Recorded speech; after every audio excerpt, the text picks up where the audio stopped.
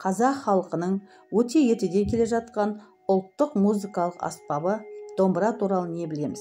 Ол қашан пайда болған? Бүгін біз домбыра туралы қызықты деректермен бөлісеміз. 10 000 домбырашы бір мезетте орындаған күй.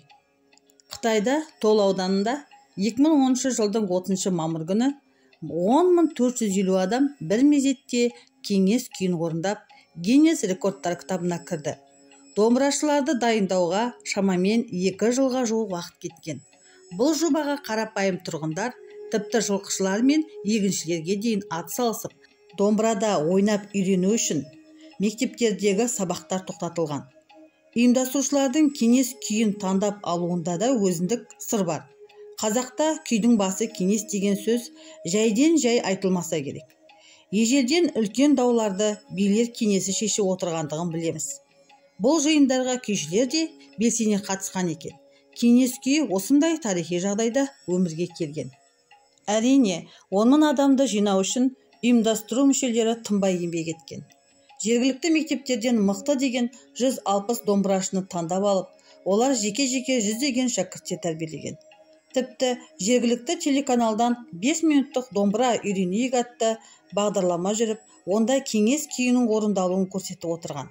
Бір қызығы, 10.450 адамның ішінде 20-ға жуық басқа ұлт өкілдері де болыпты. Алтын домбыра. Алтынмен апталып, гауһармен әрленген домбыраның құны 50 000 евроны құрайды. Бұл кәдесый жасайтын швейцариялық компанияның өнімі. Оған барлығы 24 каратты гауһар тасы бар таза алтын пайдаланылған. Ұзындығы 100 см, ені 25 см. Домбыра күнделікті қолдануға арналмаған. Оның әуен ойнап беретін арнайы механизмі бар. Онда 3 қоңыр, жер үстінде жарығай, аққу әндері ойнатылады. Гиннес кітабына енген ең кішкентай домбыра. Болатбек Кәрімханұлы жасаған ең кішкентай домбыра Гиннес рекордтар кітабына енген. Оның ұзындығы 4 см 5 мм, ал ені 1 см 4 мм. Бала кезінен ағаштан бұйым жасауды жанына серік еткен шебер алғашында рекордтар кітабына ену үшін ең алып домбыраны жасау керек деп шешеді. Бірақ оған қаржының жоқтығы кедергі болып, ең кішкентай домбыраға отырған. Сондай-ақ Болатбек интернеттен іздеп, қазақтың ең кішкентай домбырасы жасалмағанын көреді. Шамамен 1 ай уақытта дүниеге келген бұйым ағаштан ойылып жасалған, және құлақтары, ішектері, тіпті сырт қабы да бар.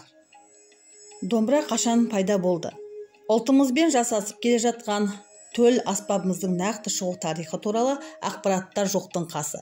Ғалымдар 4 ғасырда Хорезм мен Жамбылда жүргізілген археологиялық зерттеулерде табылған тасқа қашырған қос аспаптың суретінен кейін домбыраны тас дәуірінде пайда болуы мүмкін деп болжайды. Ал ғалым Кемел Ақышев болса, біздің заманымыздан бұрын 4000 жыл бұрын салынған домбыраның суретін тапқан. Яғни, содан бергі уақытты есептеп қарағанда домбыраның кем дегенде 6000 жылдық тарихы бар. Домбыра сөзі қайдан шыққан? Кей деректерде домбыра сөзі көне шумерден аударғанда кішкене садақ мағынасында екені айтылады. Бірақ бұл қаншалықты нақты дерек? Ғалымдар не дейді? Ахмет Жұбановтың айтуы бойынша домбыра сөзінің шығу тарихы қозы құйрық сөзімен байланысты. Дунбах және бура деген қос араб сөздерінен дүниеге келген. Расымен де бұл музыкалық аспаптың пішіні конус секілді, яғни қозының құйрығы сияқты аяқталады. Ал Жұбасовтың мәліметінше домбыра сөзі музыкалық орындауға тікелей қатысты дем және беру сөздерінен тұрады. Тағы бір деректерде дом, бұра сөздерінен шыққан делінеді. Дом сөз қазірге дейін домығып, ісініп кетіпті мағынасында қолданыста жүр. Ал бұра, яғни күйге келтір дегенге саяды. Өзі күй шертетін электронды домбыра. Ғылымның қарыштап дамуы домбыраның да өзіне күй шеткізіп қойды.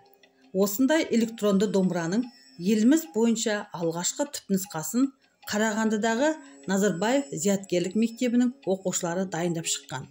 Оны дайындауға бір ғана күн жұмсалса, бағдарламаны іске асыруға 1 жеті кетіпті. Бұл домбыра әзірге тек Еркемай күйін шертіп береді. Болашақта күрделі деген күйлерді де домбыраның өзі төгілтіп орындап беретініне сеніміміз мол.